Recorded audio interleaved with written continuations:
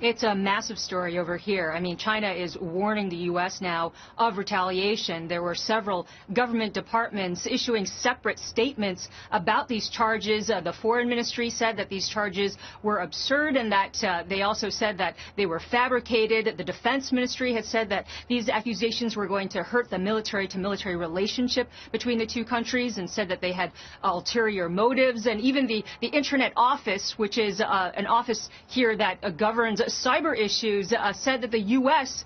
is a thief that just is calling others a thief. In other words, they're saying that the U.S. is one big hypocrite because from China's perspective, America is also guilty of cyber spying. And the difference that the U.S. government has been trying to make between cyber spying in order to steal trade secrets versus just plain old fashioned cyber spying, government to government, really has been lost on a lot of the people here. And that's one of the overriding feelings among the public, that the U.S. is being incredibly hypocritical. And in fact, that's one of the reasons why these 5 military officers have been hailed as heroes here by many people in the public. You know, Eunice, one of the huge questions, though, is that distinction that you just mentioned. The idea that in the past, many nations, many of the industrialized nations, had recognized they were spying on each other, but there was never this spying, corporate espionage, going in, stealing corporate secrets that was sponsored by a state. Is that something, you said it hasn't really been a decision that's been, or a delineation that's been recognized there. Do you think it is something that will pick up steam? Or after everything that's happened with Snowden, is that just too difficult of a comparison to draw?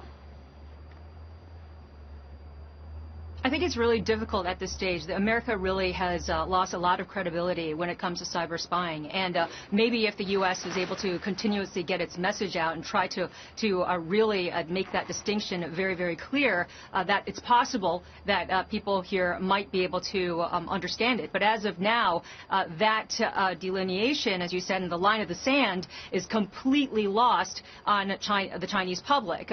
Again, most people here have just been saying that the U.S. is completely hypocritical, that they are, in fact, China feels that it itself is a victim of cyber spying. And today we heard from various government departments that that the U.S. actually has been one of the worst offenders for China itself. And so so that's one of the reasons why I think that it's going to be very difficult, and one of the reasons why you can see that the relationship has now come under tremendous strain. And this comes after only a week ago when the U.S. Treasury Secretary Jack Lew was here. He was kind of poking them about the renminbi and to try to get economic reforms faster. Also, we've been hearing from the White House about their support for some of the neighbors of China, and China hasn't really been happy about that in its efforts to try to, in territorial disputes around this region. So what China is seeing from their perspective is a much more confrontational